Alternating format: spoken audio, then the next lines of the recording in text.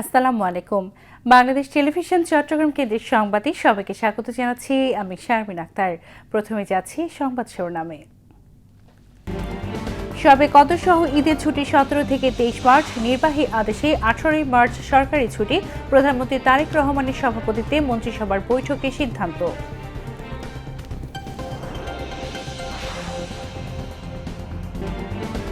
বিদ্যুৎ সাশ্রয়ে ব্যতিক্রমী উদ্যোগ প্রধানমন্ত্রীর, কমিয়ে দিলেন সচিবালয়ের নিজ কক্ষে লাইট ও এসির ব্যবহার।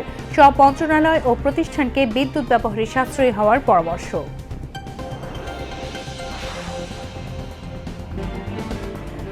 রাষ্ট্রপতির ভাষণের মধ্য দিয়ে 12 মার্চ শুরু হবে জাতীয় সংসদের প্রথম অধিবেশন, জানালেন তথ্য ও সম্প্রচার মন্ত্রী জহির উদ্দিন স্বপন।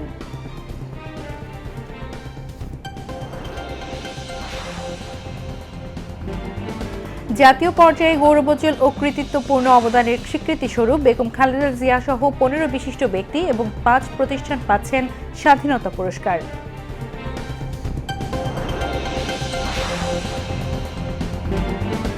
জুলাই গণ অভ্যুত্থানের প্রথম শহীদ আবু সাঈদ হত্যা মামলার রায় 9 এপ্রিল, আসামিদের সর্বোচ্চ সাজা চায় প্রসিকিউশন।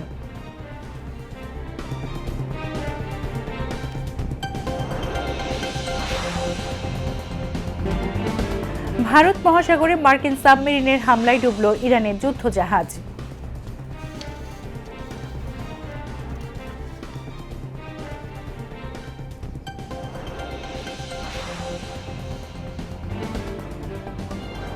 এবং মুম্বাই টি-20 বিশ্বকাপের দ্বিতীয় সেমিফাইনালে সন্ধ্যায় ভারতের মুখোমুখি হবে ইংল্যান্ড।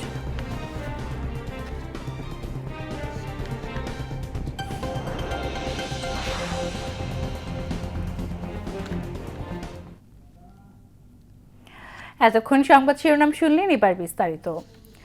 পবিত্র ঈদ উল ফিতর উপলক্ষে পূর্ব ঘোষিত ছুটির পাশাপাশি 18 মার্চও ছুটির সিদ্ধান্ত নিয়েছে সরকার। আজ সচিবালয়ে প্রধানমন্ত্রী তারেক রহমানের সভাপতিত্বে অনুষ্ঠিত মন্ত্রিসভার বৈঠকে এ প্রস্তাব উপস্থাপন করা হলে তা অনুমোদন দেওয়া হয়। 17 মার্চ পবিত্র শবে কদরের ছুটি হওয়ার কথা রয়েছে। এর ফলে এবার কার্যত ছুটি হবে 17 থেকে 23 মার্চ, মোট 7 দিন। মন্ত্রিসভার বৈঠকের পর সাংবাদিকদের প্রশ্নের জবাবে প্রাথমিক ও গণশিক্ষা প্রতিমন্ত্রী ববি হাজ্জাজ 18 মার্চ ছুটির সিদ্ধান্তের বিষয়টি নিশ্চিত করেন। রাষ্ট্রপতির বক্তব্য আর সামনে ঈদের ছুটি, এই দুটোরই বৃহত্তর আলোচনা। 18 মার্চ থেকে ছুটি, এটার সিদ্ধান্ত হয়েছে। বিদ্যুৎ সাশ্রয়ে ব্যতিক্রমী উদ্যোগ নিয়েছেন প্রধানমন্ত্রী তারেক রহমান। আজ সচিবালয়ের 1 নম্বর ভবনের নিজ রুমে 50% লাইট ও 50% এসি কমিয়ে বিদ্যুৎ সাশ্রয়ে এক ব্যতিক্রমী উদ্যোগ নিয়েছেন প্রধানমন্ত্রী। এখন থেকে সচিবালয়ের 1 নম্বর ভবনের প্রধানমন্ত্রীর নিজ রুমে 50% লাইট ও 50% এসি চালানো হবে। আর বিদ্যুৎ সাশ্রয়ে দিনের বেলা রুমের জানালার পর্দা খোলা রাখা হবে, যাতে বাইরে থেকে আসা সূর্যের আলো সর্বোচ্চ ব্যবহার করা যায়।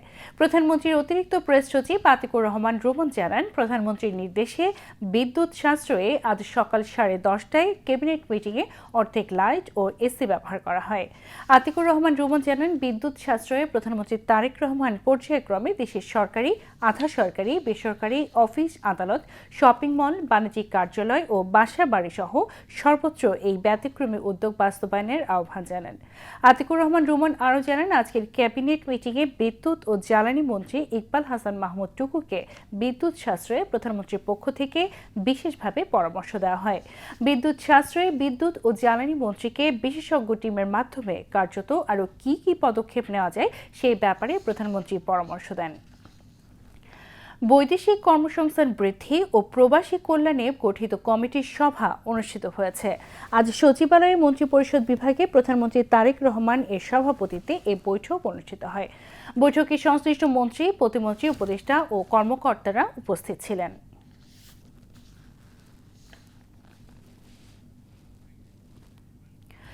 রাষ্ট্রপতির ভাষণের মধ্য দিয়ে আগামী 12 মার্চ শুরু হবে জাতীয় সংসদের প্রথম অধিবেশন।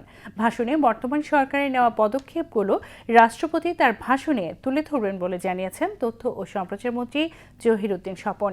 আজ সচিবালয়ে মন্ত্রিসভা বৈঠক শেষে সাংবাদিকদের এ তথ্য জানান তিনি। সংসদ অধিবেশনকে কেন্দ্র করে সরকার যাবতীয় প্রস্তুতি সম্পন্ন করেছে উল্লেখ করে তথ্য ও সম্প্রচার মন্ত্রী বলেন, মন্ত্রিসভার বৈঠকে এ নিয়ে আলোচনা হয়েছে। এছাড়া ঈদ যাত্রা নির্বিঘ্ন করতে বৈঠকে আলোচনা হয় বলে জানান তিনি।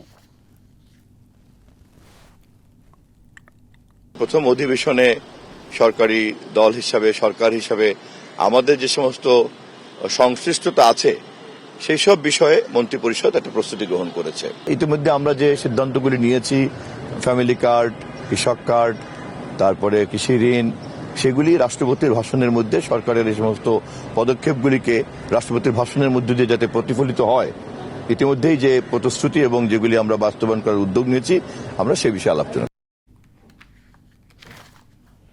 জাতীয় পর্যায়ে গৌরবোজ্জ্বল ও কৃতিত্বপূর্ণ অবদানের স্বীকৃতিস্বরূপ প্রয়াত প্রধানমন্ত্রী বেগম খালেদা জিয়া সহ 15 জন বিশিষ্ট ব্যক্তি এবং 5টি প্রতিষ্ঠানকে স্বাধীনতা পুরস্কার 2026 প্রদানের সিদ্ধান্ত নিয়েছে সরকার। আজ সচিবালয়ে প্রধানমন্ত্রী তারেক রহমানের সভাপতিত্বে অনুষ্ঠিত মন্ত্রিসভার বৈঠকে এই সিদ্ধান্ত নেওয়া হয়।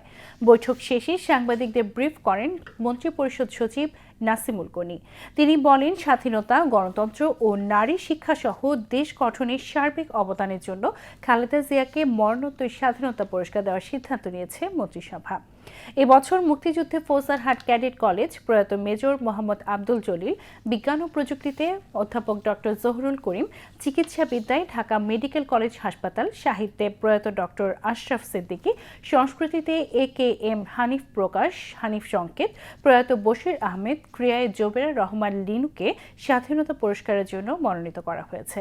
এছাড়া সমাজসেবা ও জনকল্যাণের জন্য প্রয়াত doctor Zafrullah Chowdhury, SOS children's village international in Bangladesh, Mohammad Saidul Haque Gonoshasthaya Kendra, মাহিরিন Chowdhury মরণোত্তর স্বাধীনতা পুরস্কার পাচ্ছেন। জনপ্রশাসনের স্বাধীনতা পুরস্কার পাচ্ছেন কাজী ফজলুর রহমান মরণোত্তর। গবেষণা ও প্রশিক্ষণে অবদানের জন্য মোহাম্মদ আব্দুল বাকি PhD, অধ্যাপক ডক্টর MA রহিম, অধ্যাপক ডক্টর সুকমল বড়ুয়া, আব্দুল মুকিদ মজুমদার, প্রকাশ মুকিদ মজুমদার বাবু স্বাধীনতা পুরস্কারের জন্য মনোনীত হয়েছেন। পল্লী উন্নয়নের অবদানের জন্য পল্লী কর্মসহায়ক ফাউন্ডেশন PKSF এবছর স্বাধীনতা পুরস্কার পাচ্ছে। হতদরিদ্র ও নিম্নবিত্ত পরিবারকে আর্থিক সহায়তা দিতে চালু হচ্ছে সরকারের নতুন উদ্যোগ ফ্যামিলি কার্ড।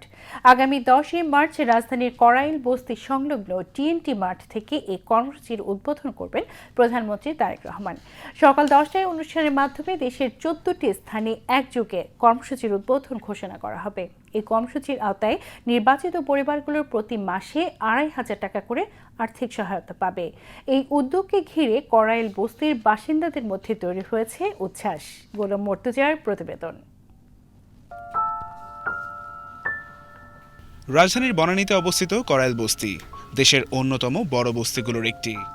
প্রায় 90 একর জায়গা জুড়ে বিস্তৃত এই বস্তি গড়ে উঠেছে 5টি প্রধান এলাকার সমন্বয়ে: জামাই বাজার, বউবাজার, মোশাররফ বাজার, বেলতলা এবং গোডাউন বস্তি। ঘনবসতিপূর্ণ এই এলাকায় বসবাস করছেন 3 লক্ষাধিক মানুষ। নিম্ন আয়ের এসব মানুষের অনেকেই দিনমজুর, গৃহকর্মী বা ছোটখাটো পেশার সঙ্গে যুক্ত। দৈনন্দিন আয় ব্যয়ের চাপে সংসার চালানো তাদের জন্য প্রায়ই কঠিন হয়ে ওঠে। এমন বাস্তবতায় সরকারের নতুন উদ্যোগ ফ্যামিলি কার্ড তাদের মধ্যে তৈরি করেছে নতুন আশা। এই কার্ডের আওতায় নির্বাচিত প্রতিটি পরিবার প্রতি মাসে 2,500 টাকা আর্থিক সহায়তা পাবে। সরকারের যদি ফ্যামিলি কার্ডটা দেয় আমাদের অনেক উপকার আসবে, কারণ আমাদের তো তেমন ইনকাম হয় না, যা হয় তা খরচ হয়ে যায়। বাচ্চা কাচ্চা আছে, খাওয়া দাওয়া সব কিছু মিলায় অনেক কিছু খরচ হয়। আর একটা সরকার যদি ফ্যামিলি কার্ড দেয় তা আমাদের অনেকটা উপকার হবে। খেতিম স্বামী নাই, আমার বাড়ি ঘর নাই, আর 2500 টাকা দিলে আমি লুলা মানুষ, আমি চলতে পারবো। আমার বাড়ি ঘর না, আমার কিছুই নেই। আপনারা তদন্ত করে আমার দেখতে পারবেন। আপনারা আমাদের পরিবারে আরো ভালো হইব, উন্নতি হইব। দেখা যায় ছেলে মেয়ে বা ছোট আছে আবার বড় হব, তাদেরও একটা ভবিষ্যৎ হইয়া গেল গা। একা ইনকাম করে তো কোনো কিছু আগান জানা, সামনে তো একটা ভবিষ্যৎ আছে। ওদের টাকাটা দিলে আমি একটা হাঁস পালমু, একটা মুরগি পালমু, এটি যে একটু বেসায় গুছায় এটা যে আমরা একটু আয় উন্নতি করবো। এমনও ফ্যামিলি আছে যে দেখা ছেলে নাই, মায়ের উপরে নির্ভর, কিন্তু এখন গার্মেন্টসের পরিস্থিতিও ভালো না। তাহলে এটা কিন্তু চরম একটা উপকার হবে।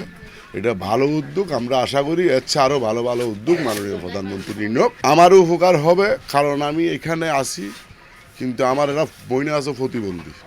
হ্যাঁ, বর্ডার কিন্তু এখানে, কিন্তু তারা বাড়িতে কিছু পায় না। তাই আমি পাইলে এটা আমি ওনাকে দিলে ওনারও উপকার হবে। উপকৃত হব মানে আমি তো বয়স্ক মানুষ, আমার 12 মাস ওষুধ লাগে, ওষুধপাতি তো আমার ছেলেরা একজন হার্ট অ্যাটাকের রুগী, বড় ছেলে মারা গেছে, ছোটো ছেলে মেজো ছেলে কাজ করে, রোডের কাজ করে। তাই আমি টাকাটা পাইলে সুস্থভাবে ওষুধপাতি খাইতে পারবো। সরকারের পরিকল্পনা অনুযায়ী পরিবারের প্রধান নারীর নামে দেওয়া হবে এই কার্ড। প্রতি মাসে অর্থ সরাসরি মোবাইল ওয়ালেট বা ব্যাংক হিসেবে পৌঁছে যাবে উপকারভোগীর কাছে। নারীরা এটা একটু বুঝা খরচ করে, মানে একটা টাকাটা একটু রাখতে পারে, ওইভাবে একটু বুঝা খরচ করে। তো মানে যে বাজার, মানে বাজারে তো অনেক দাম, সব জিনিসেরই দাম। ওই তুলনা মানে সবাই পরিবার যদি একজন করে পাইলো সবারই উপকার হবে পরিবার বলতে। মানে আমরা চাই যে এবার যারা মানে যেভাবে যে পরিবার যেভাবে আছে নিয়মে সবাই পাক, সবাই ভালো থাক, যেন সবাই উপকার আসে এই কার্ডটা দিয়ে। আমি মনে করি এটা ফ্যামিলি কার্ডটা হচ্ছে একমাত্র স্ত্রীর জন্য। ফ্যামিলি অর্থ হচ্ছে স্ত্রী, এটা তার ভবিষ্যৎ করবে, বাচ্চা আছে বাচ্চাদের ভবিষ্যৎ করবে। যেমন এখন ছোট, যখন বড় হবে স্কুলে ভর্তি করবে তখন একটা ইনভেস্ট দরকার। আমাদের প্রধানমন্ত্রী এটা উদ্যোগ নিয়েছে, আমরা অনেক খুশি। কড়াইল বস্তির আশপাশে বসবাসরত বাসিন্দারা জানিয়েছেন ফ্যামিলি কার্ডের নিবন্ধন প্রক্রিয়া স্বচ্ছতার সঙ্গে সম্পন্ন হয়েছে।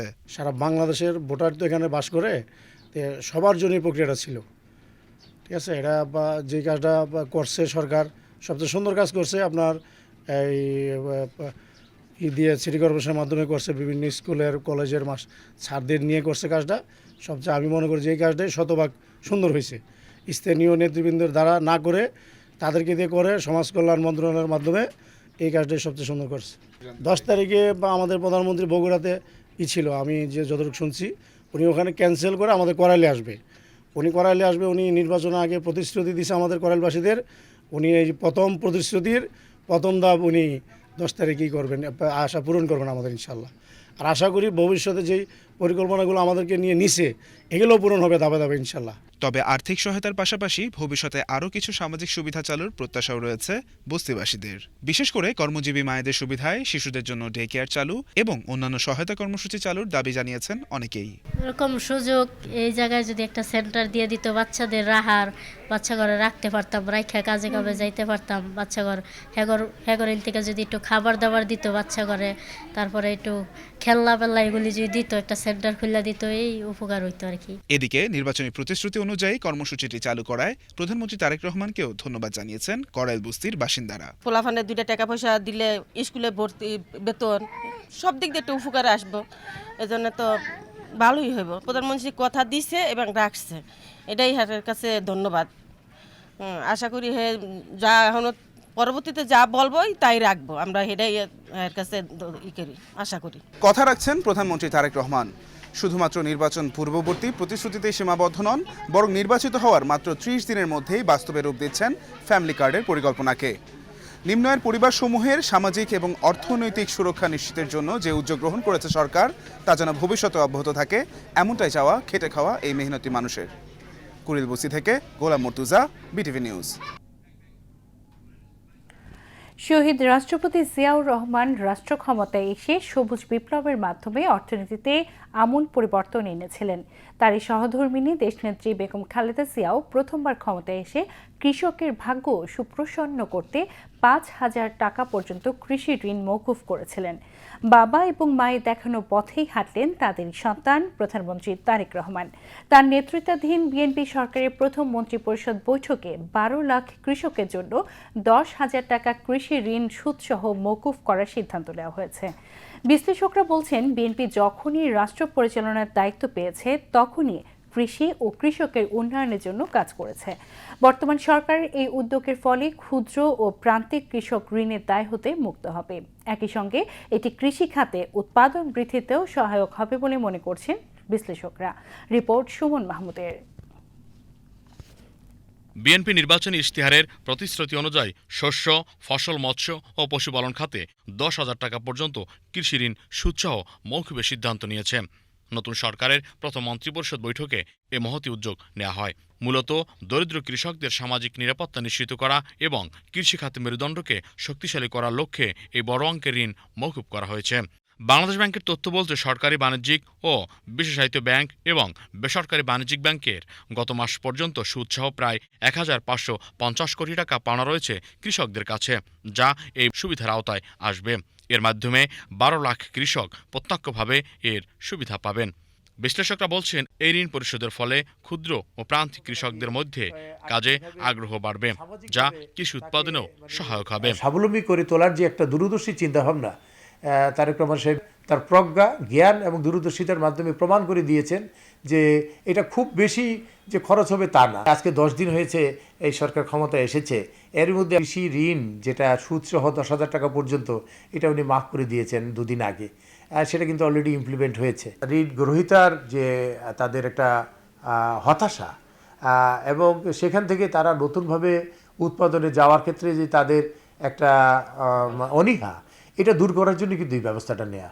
যখনই তার এই 10,000 টাকা আসল এবং সুদসহ যেই বকেয়াটা আছে, এটা যদি দূর করে দেওয়া হয় এবং তাকে সামাজিক গ্রামীণ অর্থনীতিতে নতুন করে সম্পৃক্ত করার একটা কৌশল বলে আমরা মনে করি। ঋণের কিস্তি বাবদ যে অর্থ কৃষকের ব্যয় হতো, সেই অর্থ এখন তারা উন্নত মানের বীজ সংগ্রহ বা আধুনিক সেচ প্রযুক্তিতে বিনিয়োগ করতে পারবেন।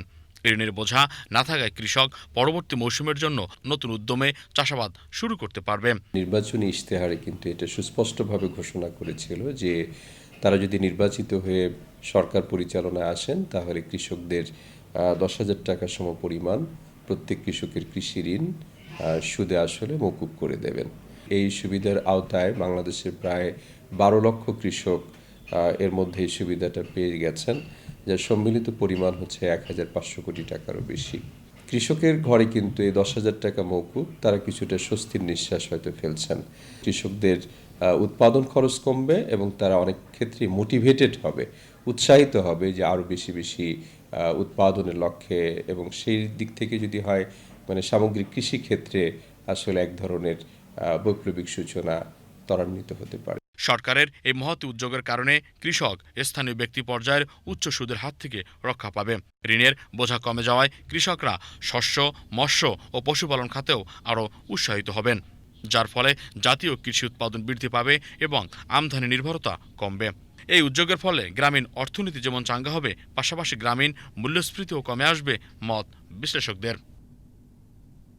Suman Mahmud, BTV news, Dhaka.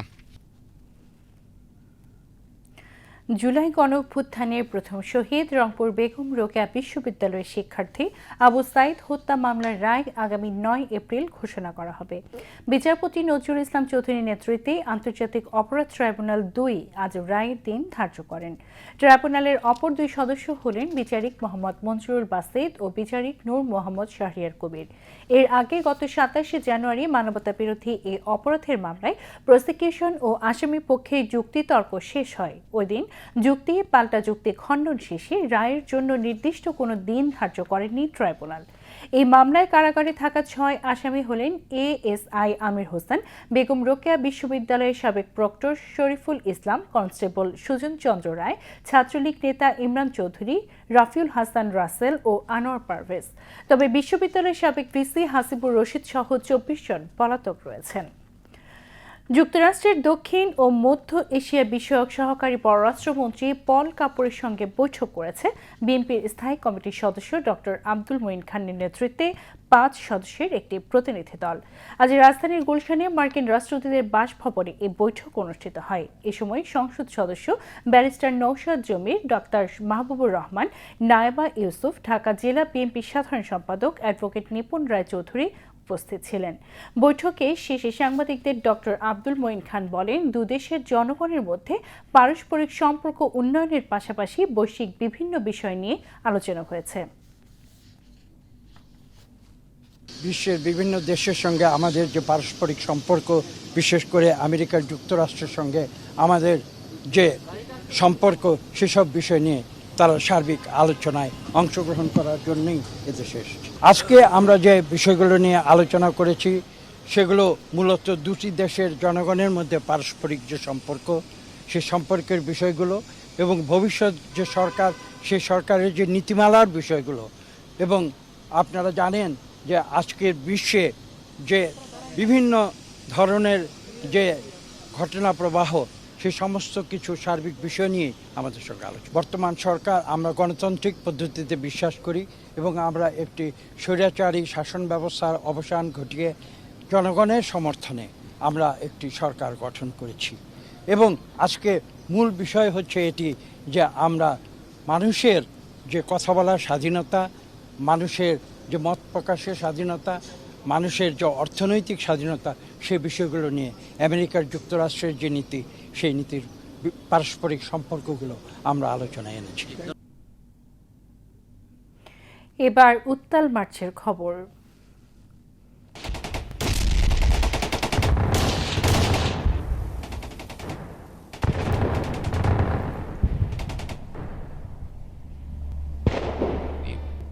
I, Mr. Ziaur Rahman, do hereby declare independence of Bangladesh.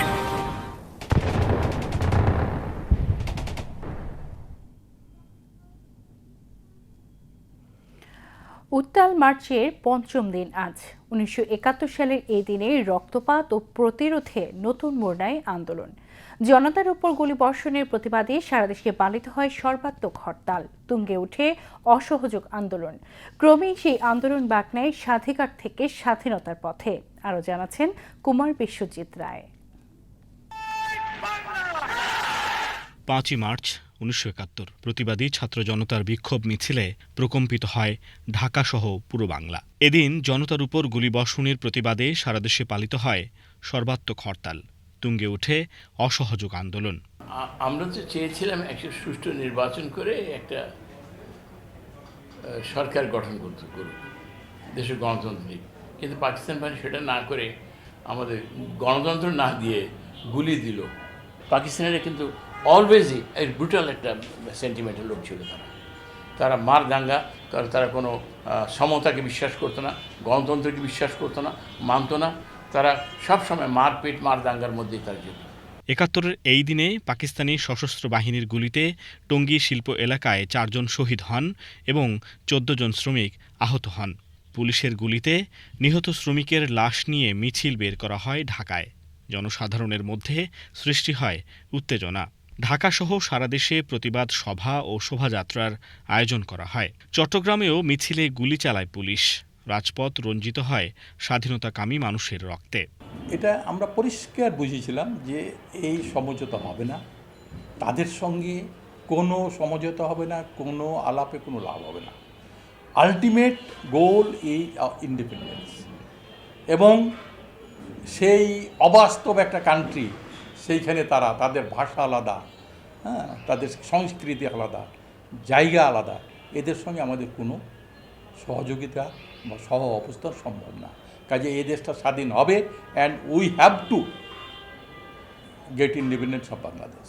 1971 সালের আজকের দিনে রাওয়ালপিন্ডিতে তৎকালীন পিপলস পার্টির প্রধান জুলফিকার আলী ভুট্টোর সাথে বৈঠকে বসেন প্রেসিডেন্ট ইয়াহিয়া খান। 5 ঘণ্টারও বেশি সময় ধরে চলা বৈঠকে বাঙালি হত্যার নীল নকশা করা হয় আন্দোলন দমানোর জন্য। বিপরীতে ক্রমশই দানা বেঁধে উঠতে থাকা দ্রোহ এদেশের মানুষকে পরিণত করে বারুদে।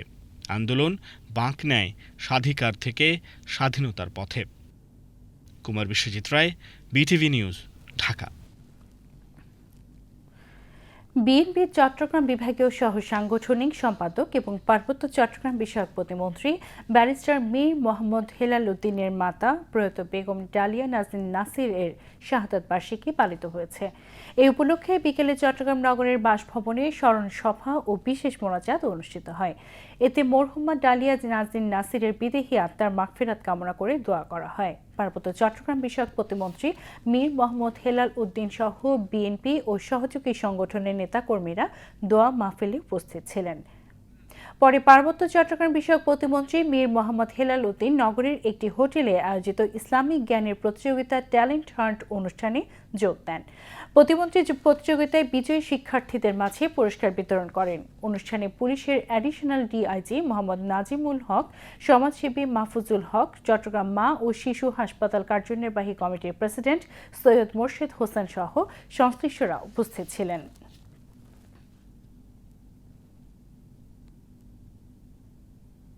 এবারে যাচ্ছি আন্তর্জাতিক সংবাদে।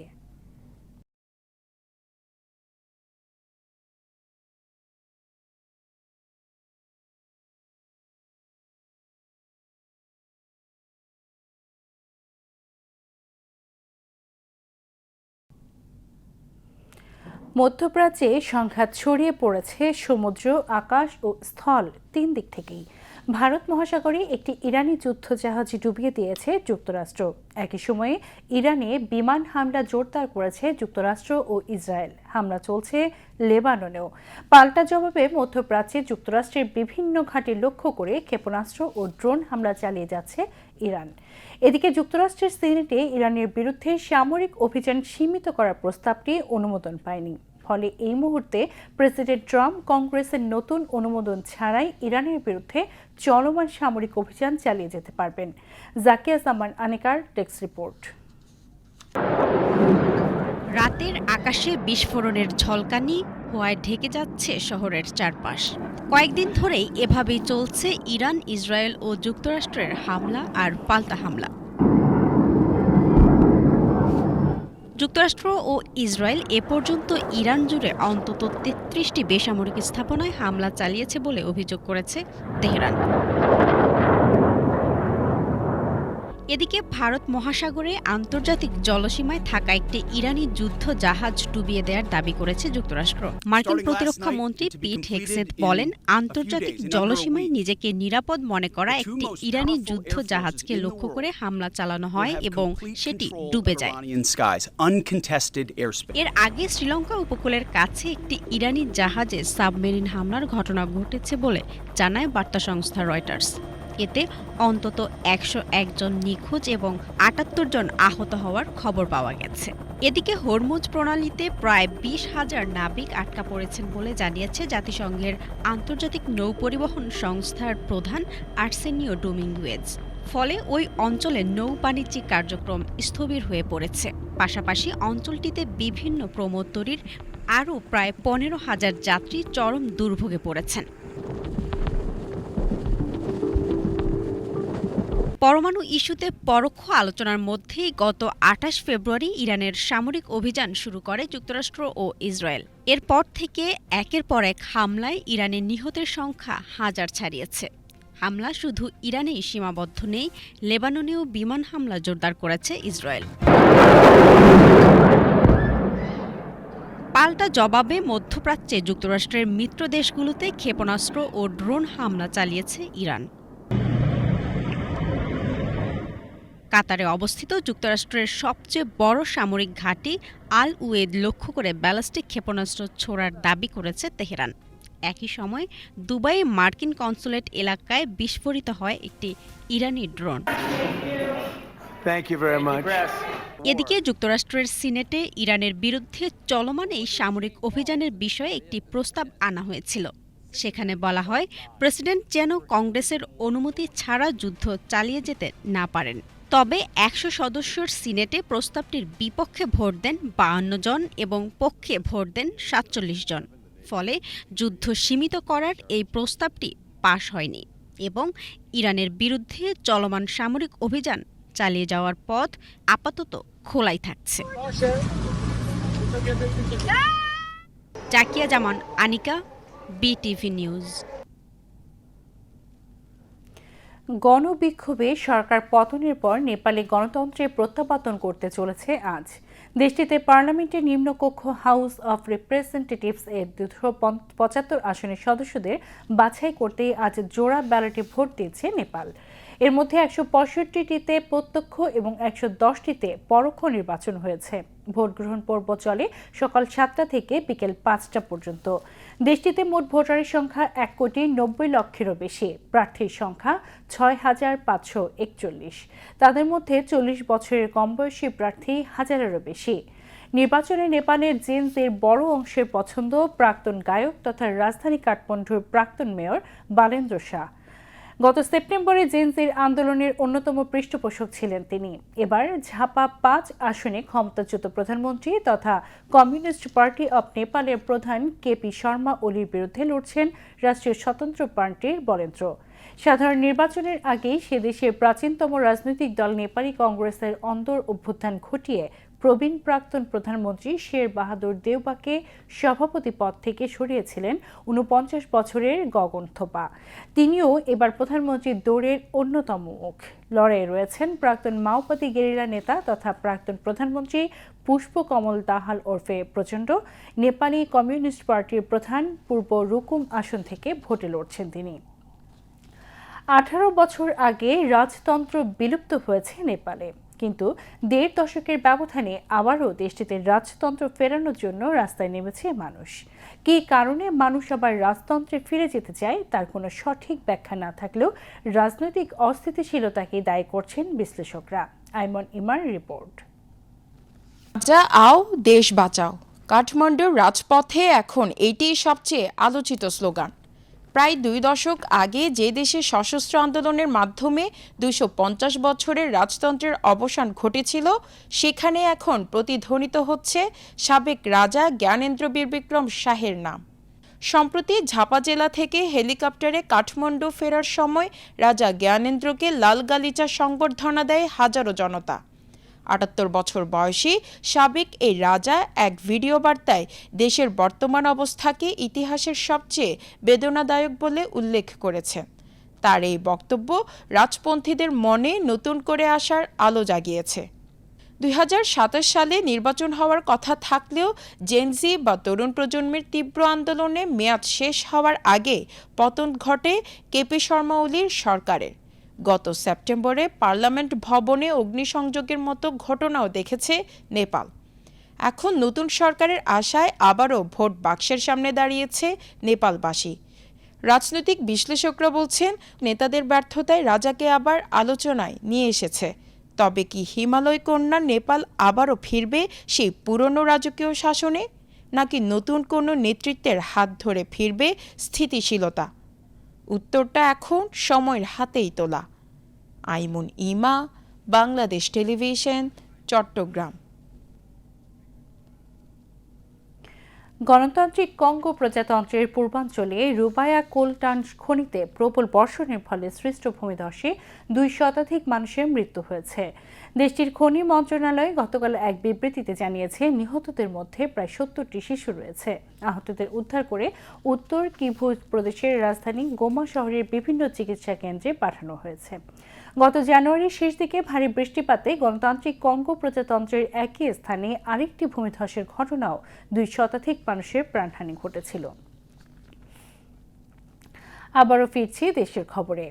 চট্টগ্রাম কেন্দ্রীয় কারাগারে একটি বেসরকারি সংস্থার অর্থায়নে চালু হয়েছে বন্দীদের স্বজনের সাথে কথোপকথনের জন্য 1-to-1 ইন্টারকম ব্যবস্থা। দুপুরে জেলা প্রশাসক মোহাম্মদ জাহিদুল ইসলাম মিয়া এই ব্যবস্থা উদ্বোধন করেন। এ সময় প্রতিষ্ঠানের চেয়ারম্যান প্রকৌশলী মোহাম্মদ নাসির উদ্দিন সহ কারা অধিদপ্তরের কর্মকর্তারা উপস্থিত ছিলেন। কারাগারের নিচ তলায় প্রাথমিকভাবে 32টি ইন্টারকমে কারাবন্দী ও স্বজনরা 20 মিনিট করে কথা বলার সুযোগ পাবেন। এছাড়া কারাগারের দ্বিতীয় ও তৃতীয় তলায় পর্যায়ক্রমে আরও 32টি ইন্টারকম চালু করা হবে। বাংলাদেশ জাতীয়তাবাদী ছাত্রদল চট্টগ্রাম বিশ্ববিদ্যালয় শাখার উদ্যোগে বিএনপি চেয়ারপারসন ও সাবেক প্রধানমন্ত্রী বেগম খালেদা জিয়ার রুহের মাগফিরাত কামনায় দোয়া ও ইফতার মাহফিল অনুষ্ঠিত হয়েছে। চট্টগ্রাম বিশ্ববিদ্যালয় কেন্দ্রীয় মসজিদের মাঠে বিশ্ববিদ্যালয় ছাত্র দলের সভাপতি আলাউদ্দিন মহসিনের সভাপতিত্বে ও সাধারণ সম্পাদক আবদুল্লাহ আল নোমানের সঞ্চালনায় এতে জাতীয়তাবাদী শিক্ষক ফোরামের সভাপতি প্রফেসর আল আমিন, সাংগঠনিক সম্পাদক শফিকুল ইসলাম, চাকসু কেন্দ্রীয় পরিচালক জাহিদুল ইসলাম, সিন্ডিকেট সদস্য মজরুল কিবরিয়া, প্রফেসর জহুর চৌধুরী সহ সংশ্লিষ্টরা বক্তব্য রাখেন। চট্টগ্রামে মাদ্রাসা এ নুরিয়ার সাবেক ছাত্র পরিষদের উদ্যোগে ইফতার ও দোয়া মাহফিল অনুষ্ঠিত হয়েছে। আজ ফয়েজ লেক মাদ্রাসা এ নুরিয়ার একাডেমিক ভবনে অনুষ্ঠানের প্রধান অতিথি ছিলেন দারুল হুদা ফাউন্ডেশন এর চেয়ারম্যান পীরজাদা শাহ জাকিয়া হোসেন আল কাদেরী। হজরতুল আল্লামা শাহ সুফি বেলায়েত হোসাইন আল কাদেরীর সভাপতিত্বে অন্যান্যের মধ্যে মাদ্রাসা এ নুরিয়া সাবেক ছাত্র পরিষদের সভাপতি হাফেজ সাইফুল ইসলাম সহ মাদ্রাসার সাবেক ছাত্র ও শিক্ষা অনুরাগী ব্যক্তিবর্গ উপস্থিত ছিলেন। পরে বিশেষ দোয়া ও মোনাজাত করা হয়।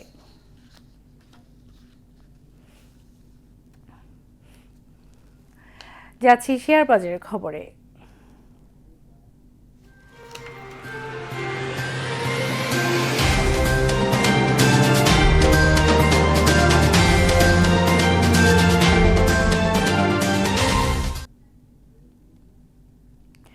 চট্টগ্রাম স্টক এক্সচেঞ্জে মন্দাভাব অব্যাহত রয়েছে। আজ শেয়ার লেনদেন বেশি হলেও কমে গেছে।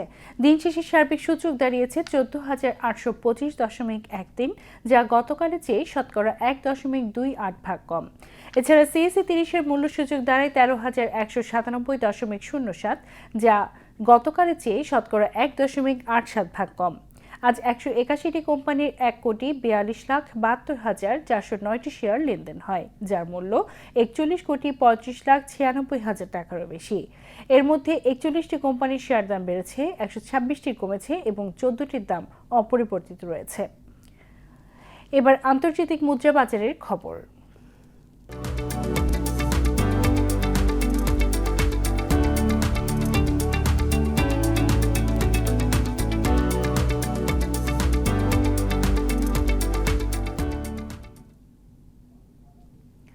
আজ বাংলাদেশি মুদ্রায় বিভিন্ন দেশের মুদ্রার বিনিময় হার। ইউএস ডলার 122.39 টাকা, সিঙ্গাপুর ডলার 95.99 টাকা, অস্ট্রেলিয়ান ডলার 86.61 টাকা, কানাডিয়ান ডলার 89.72 টাকা, হংকং ডলার 15.45 টাকা, ইউরো 142.38 টাকা, ব্রিটিশ পাউন্ড 163.77 টাকা, সৌদি রিয়াল 32.21 টাকা, কাতার রিয়াল 33.14 টাকা, ইউএই দিরহাম 32.91 টাকা, কুয়েতি দিনার 394.84 টাকা, মালয়েশিয়ান রিঙ্গিত 30.63 টাকা, থাই বাথ 3.82 টাকা, ভারতীয় রুপি 1.32 টাকা, চীনা ইউয়ান 17.75 টাকা। এবারে যাচ্ছি আবহাওয়ার খবরে।